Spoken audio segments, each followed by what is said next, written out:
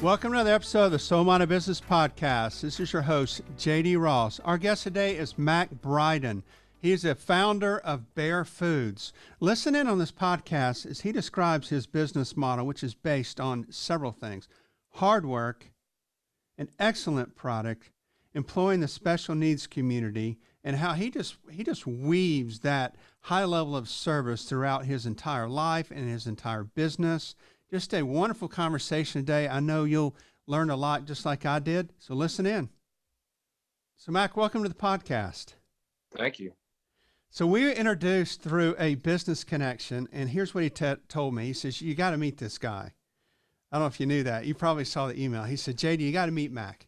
And now I understand why. You know, there's three things here that were very intriguing, and it's been a real pleasure getting to know you over the past, I guess, month or so. Huh? Yeah, thank you.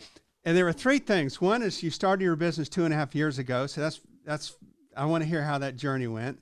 Second thing is these Virginia peanuts that you're making.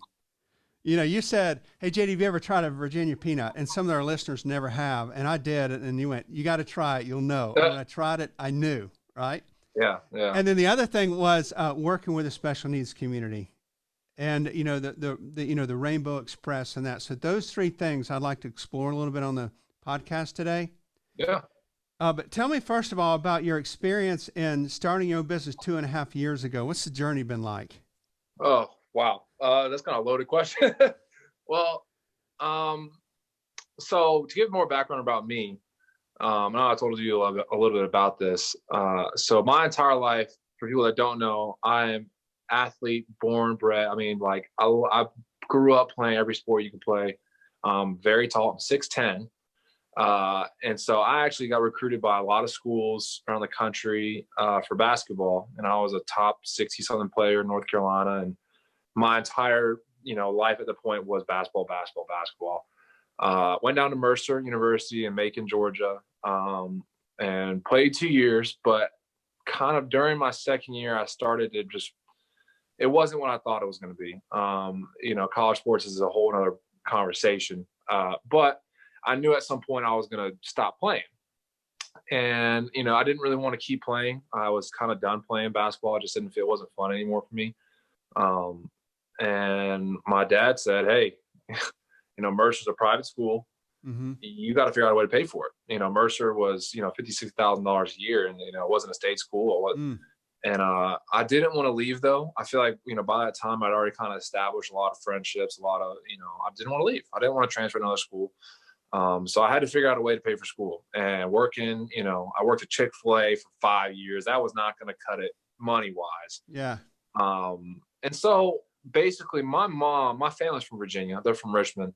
And my mom has always been an entrepreneur. So is my dad. My dad owns his own business. And my mom's always doing things on the side. Like she'll always be, she used to sell ugly sweaters for Christmas parties. She'd go to Goodwill, buy a sweater for $5, and then she'd decorate it, sell it on eBay for $70. I mean, she was always thinking about different ways. And so they grew up around, gourmet Virginia peanuts. And it was kind of just like a thing that they knew about. A lot of people don't really know about unless you're from there. And she would sell it on the side to my dad's clients up in Chicago. At the time they were living, I was born in Chicago. That's where, she started her thing. And so my entire life I was growing up around this product. I knew it obviously had a base of people who would buy it because my mom was making $3,000 to $5,000, and she didn't even have to send it. She would send out one flyer a year. Yeah. And she, and so I grew up putting labels on peanut tins. And so I was sitting in their kitchen. I was like, Mom, I think I can do something with this. Down in Georgia, they have Georgia pecans. They don't have, high quality peanuts. So yeah, I remember I was sitting on, my dad said, you got to make a business plan. That's what first thing you got to do is make a business plan. And I literally just looked up business plan outline online, and I just started filling it in, and I made a logo. I sketched out a logo and then put it together on Microsoft Paint, and I mean, no graphic design skills at all. And I actually on one of my last trips, big road trips in my college basketball career, went up to Virginia Military Institute, which is a 9-10-hour drive from Georgia. And I actually drew out the first sample of the mock-up label for my company. Mm-hmm. I got a friend of mine to actually design it. And the entire idea was, in a business, who's your target market? And at the time it was, I have a great product that's not known in the area. And, during the Christmas time is a huge, gifting time in the country for all companies. And so I said, I'm going to focus on corporate companies. I'm going to focus on, I always had a rifle approach versus a shotgun approach, where I'm going to try and get one client who's going to buy 150 tens compared to just, So, and that's kind of, I started it, and it was the end of my sophomore year. I remember my first time I ever even sold the peanuts was at a Mercer baseball game, and people loved the product. And, I always thought, I put so much time and effort into sports and physical energy into sports. And if I put that into anything else, I know most of the time I'll outwork people just because of the work ethic I have. And sometimes I overwork myself. And ever since then, that first winter was a really big kind of testing time, because I was still in school. I mean, first winter I was a junior. I actually won an office space on campus. So I had a competition where I just had a pitch to the school for some funding. Didn't get any funding, but I got some office space. And it was just kind of like, you just start doing it. I mean, I just went out and started just selling, and joined the Chamber of Commerce down there and just started meeting people. And now all of a sudden, 2.5 years later, it's full-blown, full-time job, and still growing. I'm still learning. I've changed so many different things about my company since I even started it, that it's like, I don't even know where I can even go with. I mean, there's so many things that have changed. I mean, since I started it to where I am now, it's completely different. But that's kind of how I started it. Do you update the business plan, or do you meet every I do change something? How do you know what to change? There you go. I was going to say, how do you know what to change and what not to change? Yeah, it just comes down to little things. I mean, everything comes down to sales, and I've always been a salesman, and I love sales. And just like, you change your business plan, but your business plan so well, they don't actually write it down, which is, I guess, sometimes not good. I wouldn't recommend that. But with me, like, just in anything, you kind of, you see signs, you see, like, oh, this person reacted a certain way to this, how I pitched it. This person reacted this way. It all starts with, what does the person react when they first see me, or, and like, one of the biggest things with just anybody is they got to try the product. Yeah. It's almost impossible to sell a edible product without actually trying the product. Because the entire idea is you got to convince somebody that this tastes good. And it's almost impossible to do that without them trying it, unless they've already tried it before. So there's just little things, and like, different ways, like negotiating sometimes, or different ways to try and get into different stores. I mean, it all comes down to just instant read and react to people.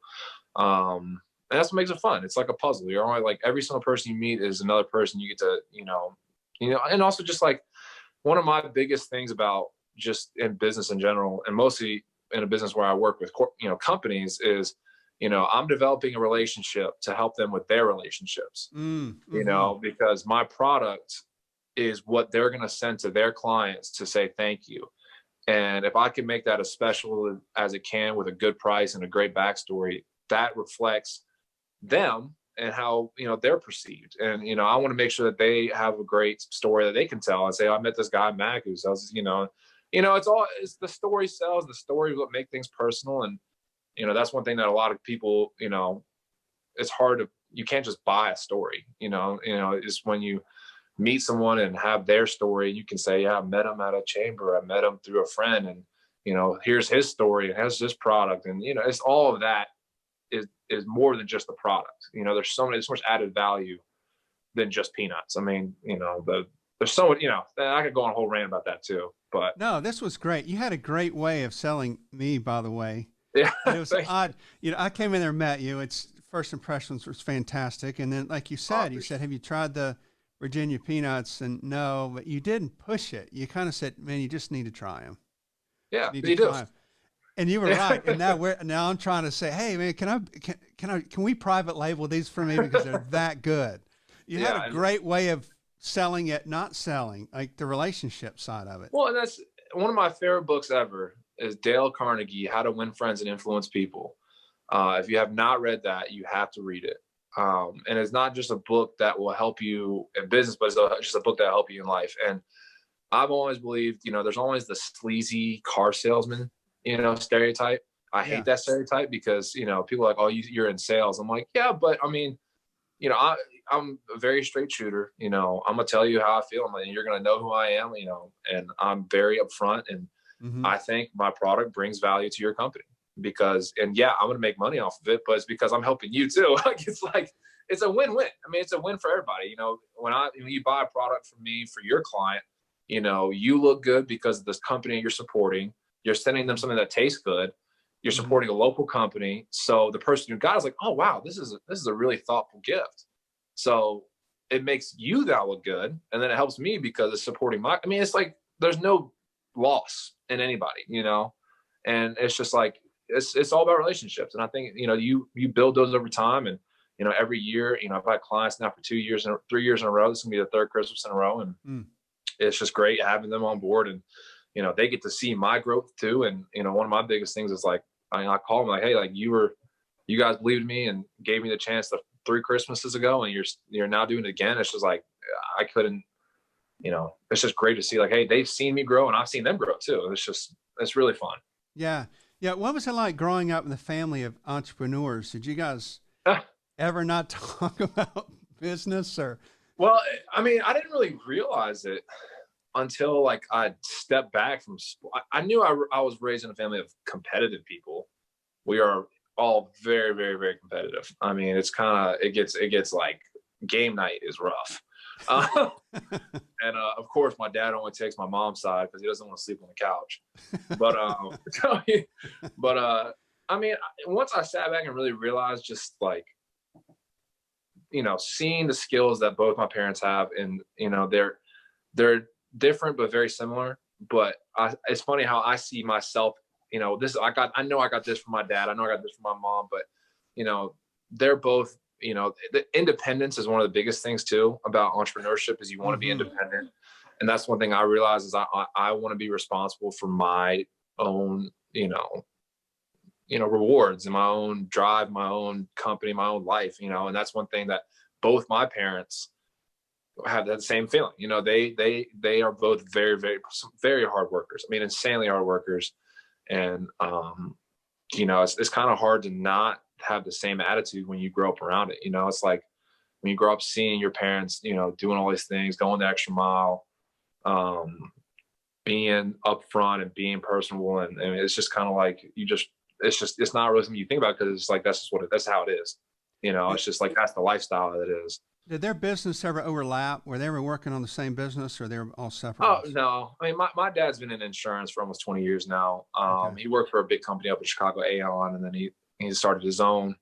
And he's kind of the middleman. He has his entire business is, he's got a client, and how can he find him the best insurance and the best, anything. And he's had his hand in every, like from financial stuff to accounting. I mean, he has his hand in everything.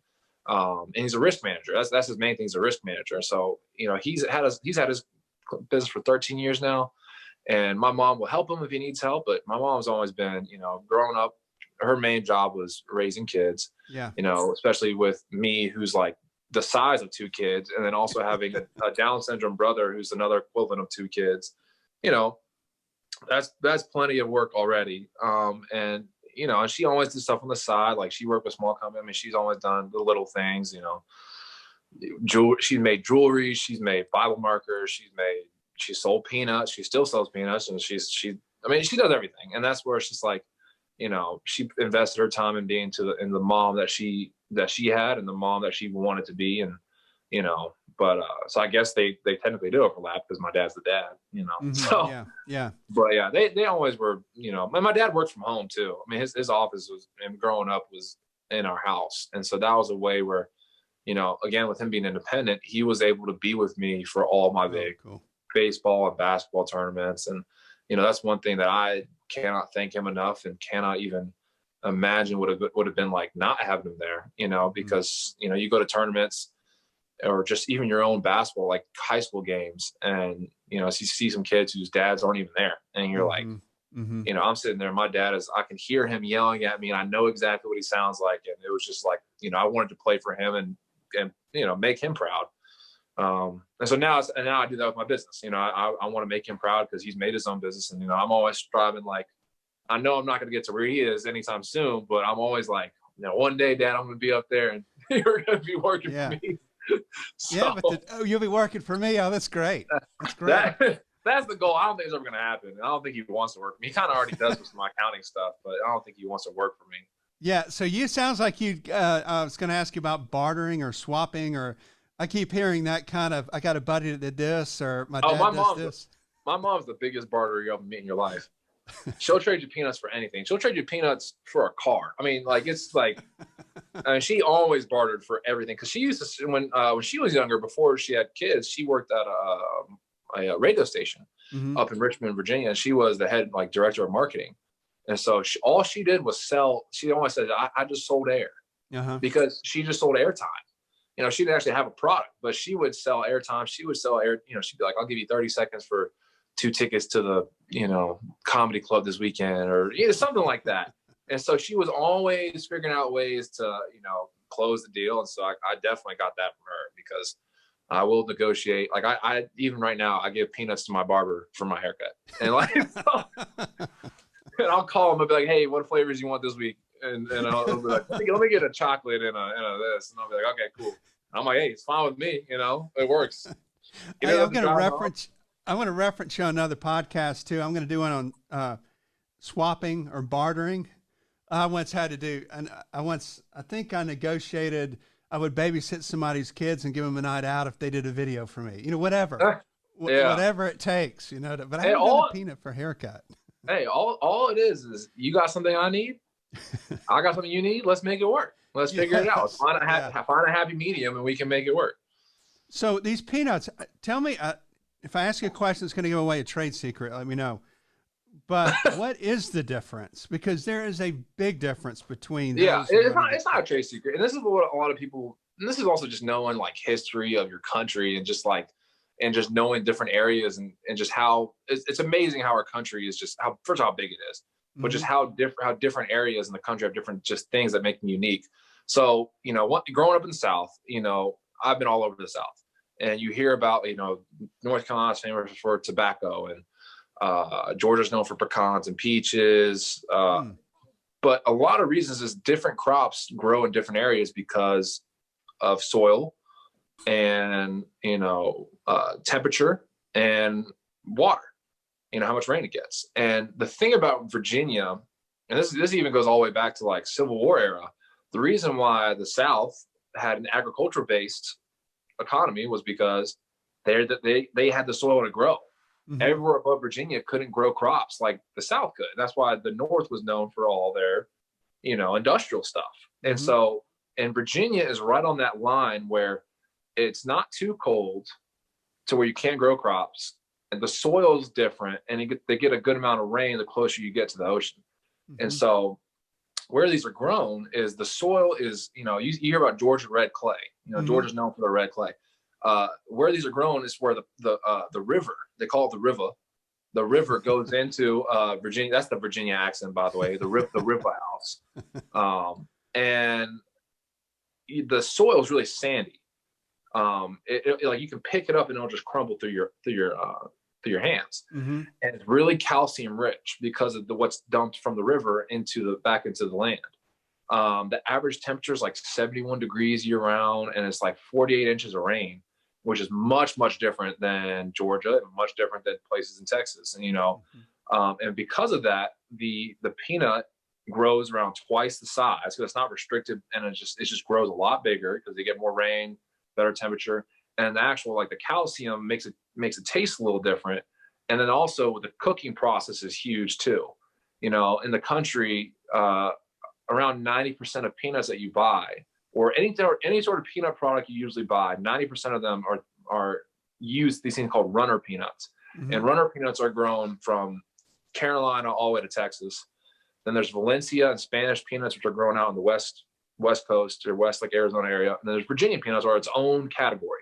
And they're known because they're too big to even use for, like, crunching peanut butter up, and they're too big for certain things like normal peanut products you have. And that's why whenever they make like peanut butter, they'll roast runner peanuts, which are like half the size of regular peanuts. And then they'll, or however I don't know the entire process, but I know they grind them up and then, whatever. But with these Virginia peanuts are too big to do that. And they're not very, they're so big that they grow unevenly, where all runner peanuts look like just like this. They just look all kind of the same. Virginia peanuts are all very different. And so then they're also hand cooked. And that's one of the biggest things, where most peanuts you have roasted peanuts. Those are big roasting bins where you can cook a lot more peanuts at a time. And it's just efficient to do that. That's why they're cheaper. You get a lot more done. While with these are actually hand fried, like in fryers, like you cook French fries. So, they'll put them in these really big water bins, like almost like 65-gallon bins, where they put the peanuts in raw, and then the peanuts will be soaked up with water, and then they'll put them in the fryer. And water and oil they don't come together. Oh, okay. Someone with science, covalent bonds, I don't know, something like that. And what that happens is some of the air, when it's frying, it'll cook the peanuts, but it also will make air bubbles get caught in the sides of the peanuts. And that's what gives them a really good crunch. Oh, okay. Okay. And so with a unique peanut with already a different flavor, and they hand fry them, it gives it like a very crunchy, buttery flavor, which makes them so much different than just a regular roasted peanut from, a generic brand at, whatever place you get them. And that by itself, the peanut is way better. It's more expensive though. I mean, the actual peanut is way more, the raw product is way more expensive, probably 3 or 4 times normal peanuts, but it's worth it. I mean, that's one thing is like, people are like, oh, I'd never pay that much for peanuts. I'm like, how about you try these first? And they're like, ooh, I might have to buy some. And I'm like, exactly. It's paying for quality. Yeah, there's no doubt it was worth it. Yeah. I was describing the peanut. I asked a friend of mine the other day. I said, "Hey, have you tried a Virginia peanut?" And I didn't put any kind of voice inflection. You tried a Virginia peanut? She goes, "Oh yes." And people know. I said, "No, I have now. But they're that good." Yeah, yeah, and that's why people, when you say Georgia pecan, you're like, "Oh yeah, I've had Georgia pecans." And that's like, I've had Virginia peanuts. Like those are like kind of staple type of things for those states. So yeah, also, and the other thing I want to ask you about is the Rainbow Express. I was looking at that, and is that Miller's business? Is he a part of that business? Yeah. Where's the connection? So Rainbow Express is a nonprofit, and they're here in Matthews. They've been around. I want to say, I don't want to butcher it though. They've been around a while, and it's a ministry for young adults who are out of high school. They're not too big, but they think they have around 25 young adults now, and their goal is to Tuesday through Friday they have seminars, which are like hour and a half from 9:30 to 2:30. They do an hour of an activity where they're just trying to learn, or they'll do something fun, like they'll do yoga, or they'll do something, or then sometimes they'll actually go into downtown Matthews and they'll work with a business for an hour or two. And it's just ways for them to try and be in a godly Christian environment with other, and it's all godly based. That's the entire core of it. And they're also wanting to make lifelong friends, and then also grow personally and spiritually, with each other. Yeah. And Miller has been a part of it for a year now, but they also have summer camps, which he's been a part of for like 6 years. And so I've always known about the ministry because Miller used to go to camps, and I just knew about it. I grew up with, and also half the kids that are there I grew up with because I went to the same elementary and middle schools with them.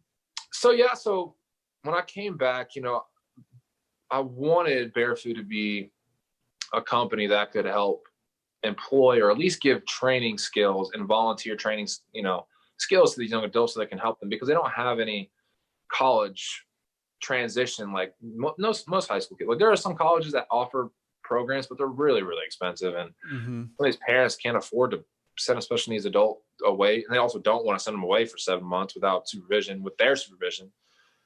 So when I came to back to Charlotte, I had worked with some groups down in Georgia, but it was just a hassle. It's just trying to work with private or public or like a government system. It's just like there's so many hoops you got to jump through, and it's just like, come on.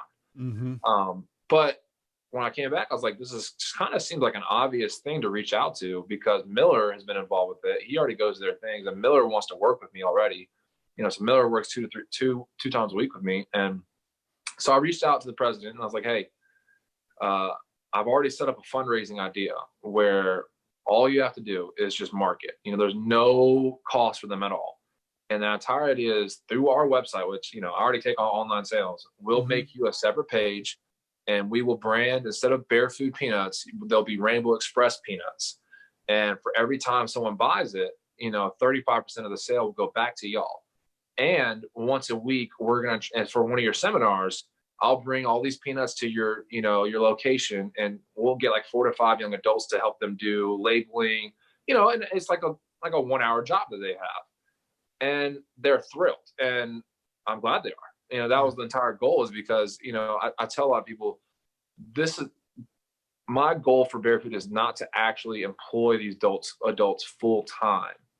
It's because the adults that are special needs or have disabilities that can work full time, I don't want to work with those, because there are like Publix and Harris Teeter. I'd rather them spend more time with those type of things than me, because I want to help the adults that don't have the skill set yet and need that help, to try and say, okay, this is what it's like to have goals in a day. This is what it's like to obey a boss. This is what it's like to dress professionally. This is what it's like to, say hi to people. And I'll take Miller out on sales runs and hey, Miller, listen, you gotta, be, of course, Miller's like the cutest thing in the world. So whatever, he is so cool. people are like, whatever, but I'm like, hey, Miller, you got to be professional. You got to wear a polo or a collared shirt and say hi and respect them. And it's just stuff like that. And it was just kind of turned out to be a perfect, partnership. And we just started it, but we've already raised a lot of money. And I think, it's only end of October, so we still got plenty of time to keep it going. And, who knows? And I'm pretty sure it's going to become a year-round thing. I don't think it's going to stop here. I think this is Christmas is going to be by far our biggest time, just because it is for my business. It's 70% of my business is at Christmas.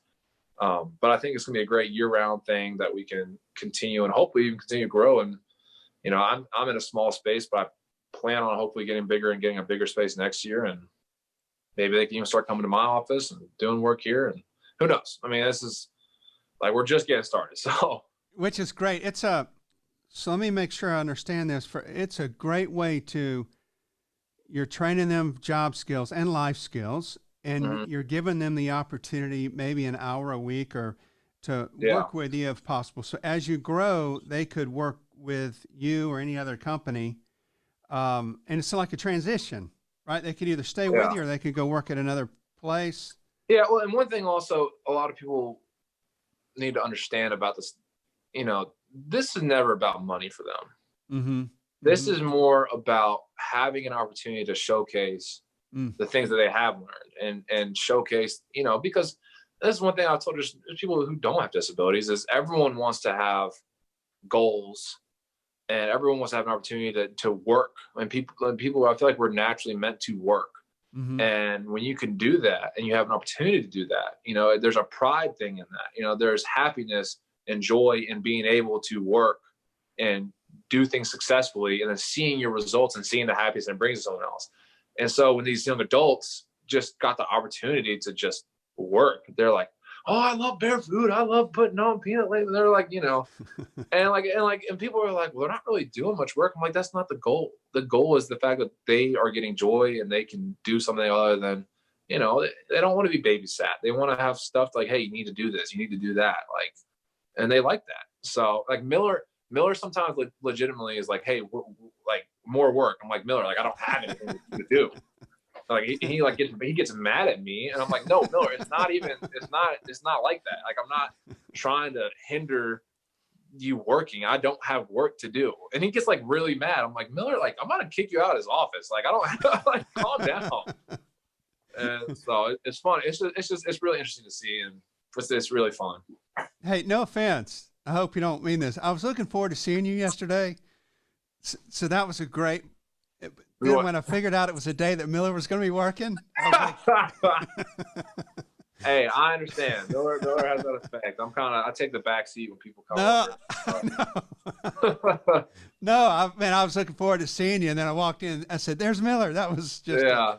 added. That was great. It was great. Yeah. So let me ask you. This has been fantastic. Thanks. If I'm not careful, I could ask you 50 questions. That's fine. So what do you see? What do you see at? Well, let me back up before I ask that one. You referenced what you would like to do going forward. What are your goals in the future? What are your goals for your business in the future? Well, I mean, there's a lot of different routes I can take. I would love to be a gifting company. That's like almost like a Harry and David, where we don't, peanuts is kind of the thing that just started. But like next year, I plan on getting into other gifts like pecans, cashews, just little cheese straws, wedding cookies. I mean, just like little niche stuff, and opening up, a storefront potentially. But there's also a way where I'm already selling to, 50 to 60 places in the country. And, this is what I think is probably mostly going to happen is, I'm already their peanut provider, and they have pecans and cashews and cheese straws. And I would love to say, hey, I can now provide you with all these things too, and I could then start and instead of, let's say like there's a butcher shop. Okay. There's a butcher shop, they already buy peanuts from us, and they have it's a franchise. And let's say, they have in the butcher shop, they have our peanuts, but they also have some pecans, and they also have cheese straws and wedding cookies from other companies. And I was like, it'd be great if I could be the supplier for all of those. And at that point, it's easier for them because they only have to deal with one person. It's better for me because I can just start being just a distributor for them. And so, so instead of having like 50 stores, if they all buy 4 products from me, those 50 stores turns into like 200 stores, because all of a sudden you now have 4 products in each store. And so it's just like, it just makes everything so much bigger. And at that point, I could even start manufacturing some stuff myself even, and I could even start actually hiring people. So there's that route. And there's even a route I even thought about, maybe, Bear Food becoming a franchise in itself, where it does become a storefront where even ministries could buy into it, and it could become their permanent, on campus fundraiser. I mean, there's a lot of different routes I can take on this. And honestly, I haven't decided. That's kind of like the next year type thing. I'm really focused right now. I do know at some point I want to move on, because I already have a lot of other business ideas like lined up. I love peanuts, but there's gonna be a point where but I know, I hope that this is gonna be something that's gonna be lasting a long time, even when I'm out of it, that will be within the special needs community no matter what. And that's at least the one core thing, is that the special needs community will be involved with this some way or another, whether it be large scale or small scale. I mean, but it's never not going to be directly involved. So yeah, I mean, I couldn't really answer that 100%. I don't know. That was a great answer. And for anyone out there that's listening to this that goes, I want to do this private label brand. I think you have 50 or 60 clients now, and if somebody wants to do that, they need to go ahead and get with you and set this up, because of the approach that you have. Me, for example, if I were going to sell more items, just peanuts, because of the way that you and your brother have worked with me and treated me and engaged with me, it would be a natural. You just would say, hey, I know I'm doing peanuts. Can I do this for you? I'd be like, you got it. It's that way of doing business. Just get in and figure out what you can do next with them. And that's kind of the idea was, I've already got the foot in the door with so many of these companies. And I was like, hey, we've sold this with you for the last however long, year, 2 years. And we now have 25 other products. Which ones do you want to throw in there? And one of the biggest things, like you said, the private label, that's a lot of companies don't do that for free. And that's one thing that, I realized that was a huge thing. Like being flexible in my business plan was, a lot of clients love private labeling, but a lot of companies that do that charge an extra amount of who knows how much. And so I said, we'll do it for free. I do all the design. And that is a huge part of the business, because, half those wholesale accounts are private label, because private labeling is just marketing. And a lot, like we sell to so many different companies. I mean, and they're not like golf clubs, golf clubs, butcher shops, monogramming stores, Mm-hmm. wineries, breweries. I mean, they're all over the place, and they all have different, they're different own clients.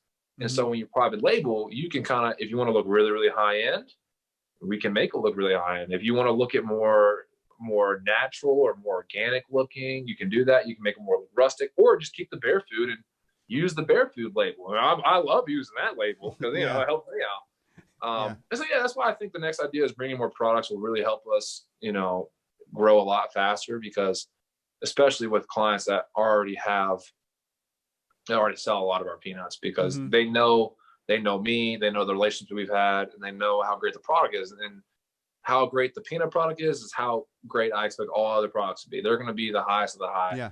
and I'm going to go out and search. I've already searched a lot of these people, but I'm going to go out and find these people that are like not just normal, like massive companies. They're going to be high end, small niche companies. I know what they're doing too. So have the values, they high level of service, high level of support. Yeah. Because you got to have those standards all the way through. Yeah.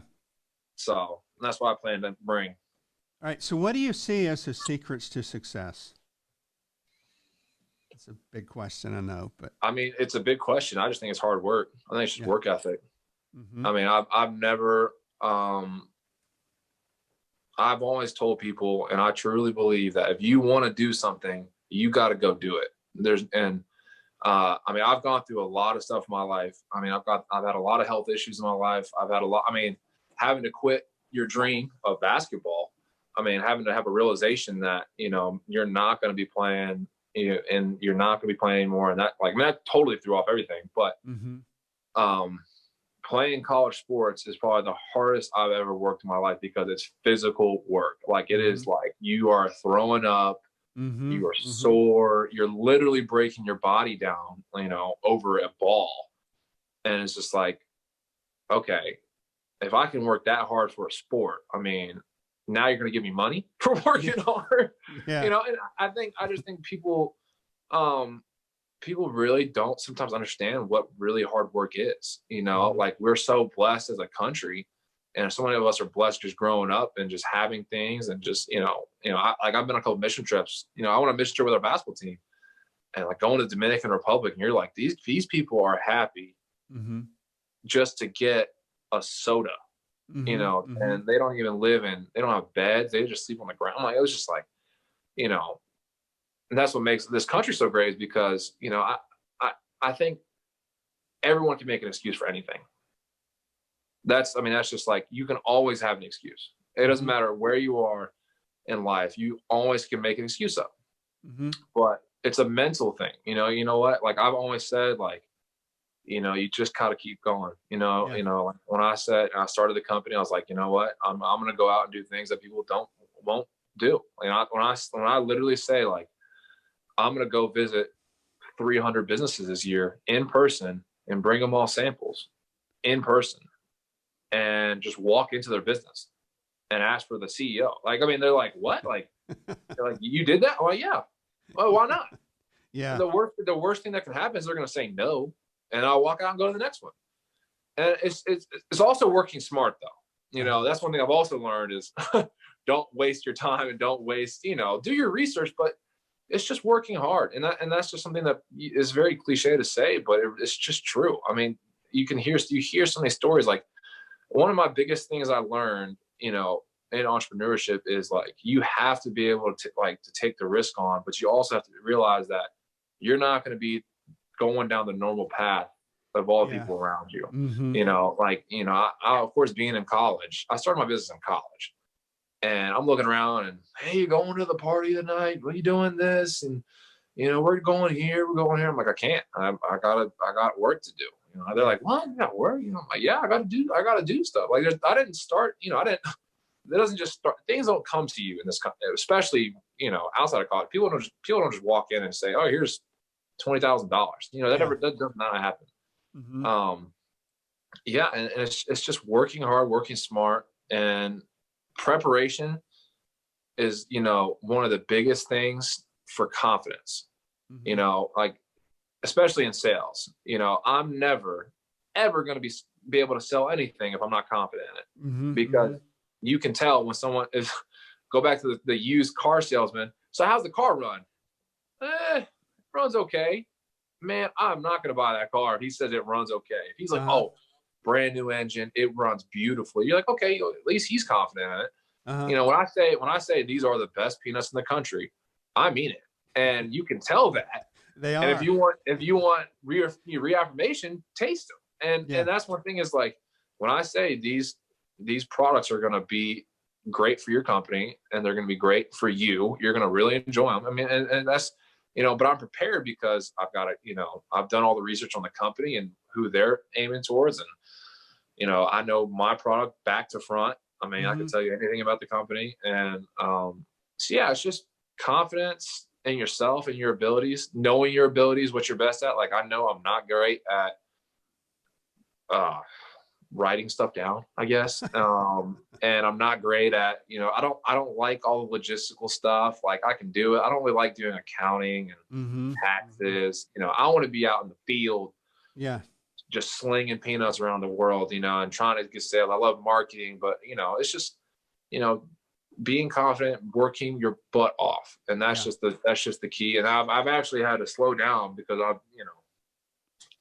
almost passed out the other day, literally passed out because I was working so hard. I'd driven up to Virginia and back. I'd been working 9 to 5, but I also was working out in the morning. I came back to my office to work and I passed out. My parents like, you got to slow down, you know? Yeah. And I was like, but you know, it's just, I don't know. It's just kind of in my DNA just to work hard and really never be satisfied. That's also another thing for me is like, I'm never satisfied. And you know, that might be a bad thing, but it's also kind of like a self-drive thing.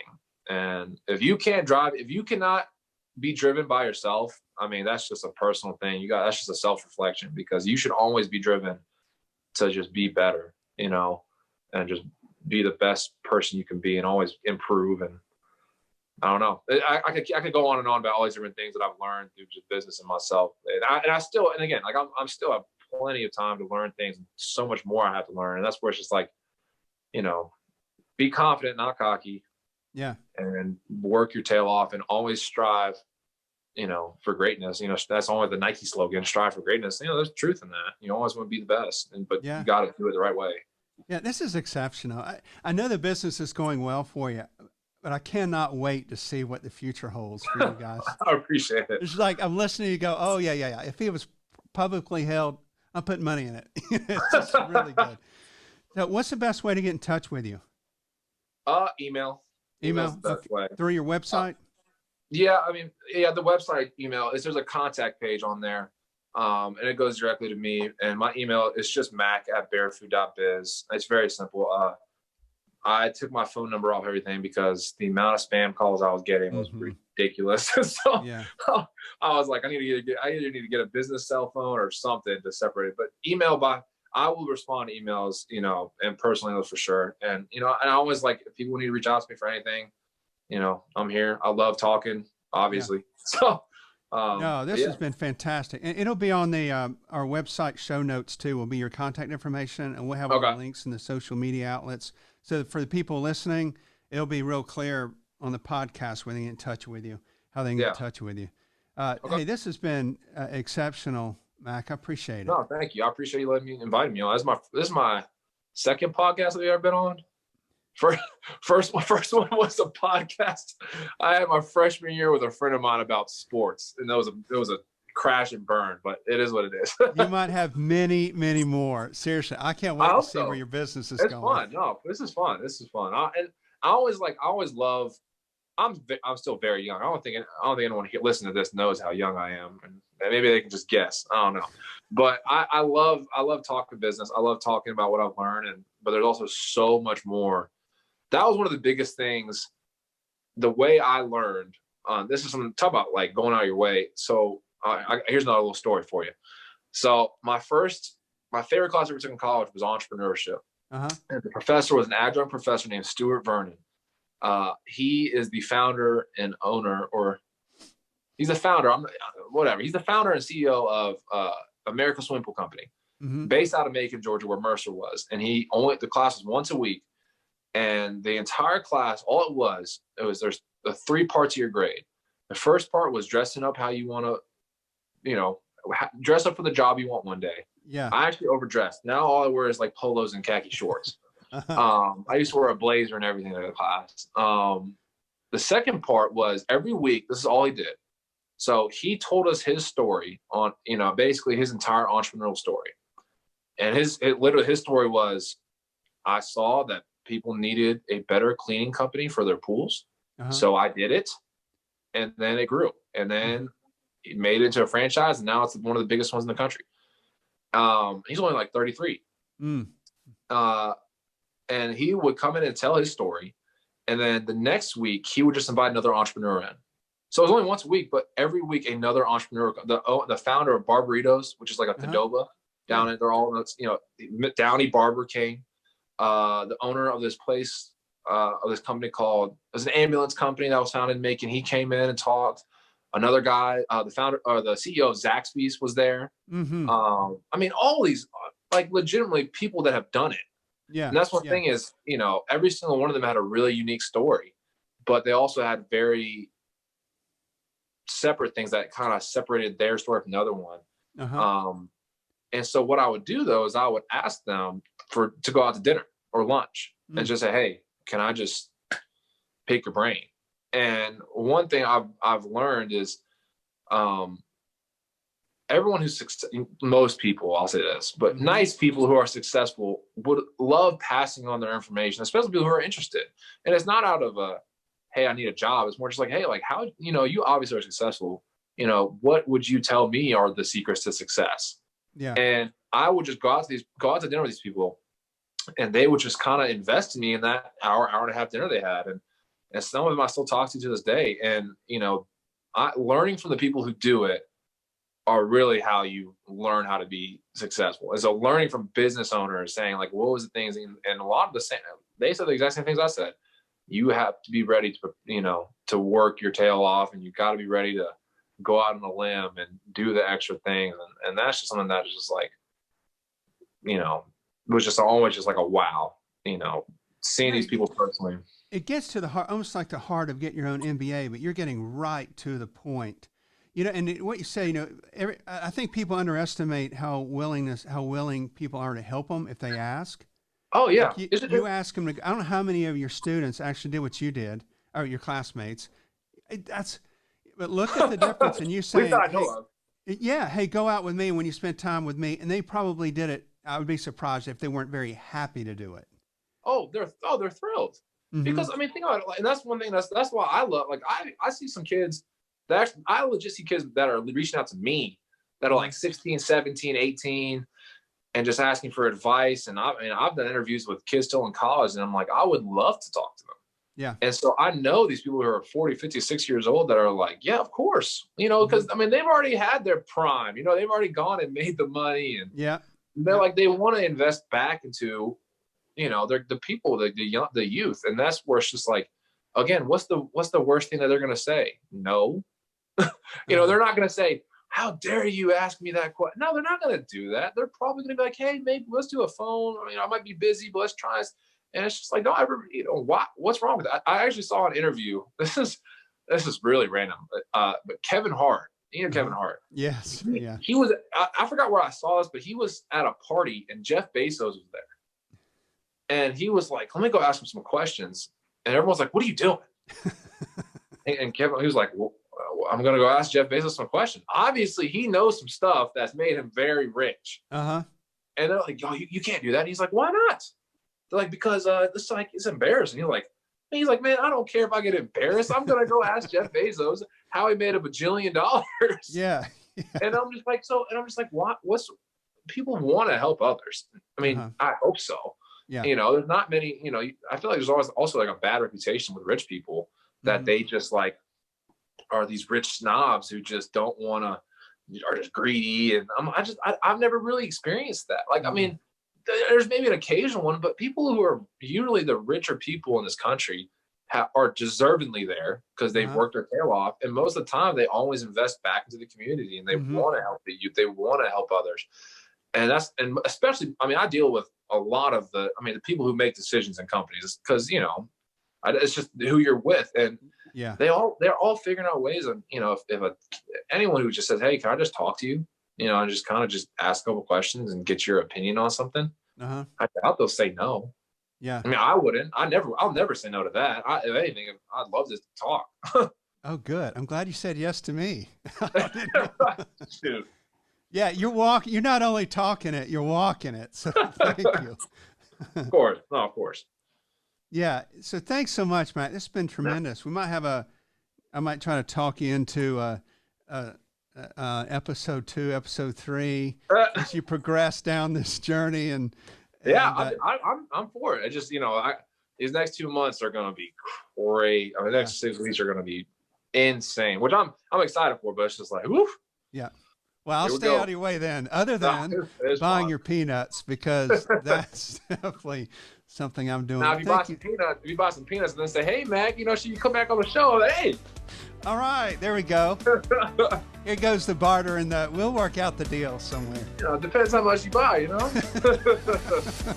Everyone's listening to this negotiating online here. They're like, is he really negotiating time right now? Like, yeah, I will negotiate time. I'll negotiate anything. Yeah.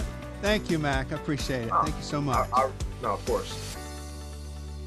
And this concludes another episode of the Soul Minded Business Podcast. As always, we wish you all the best.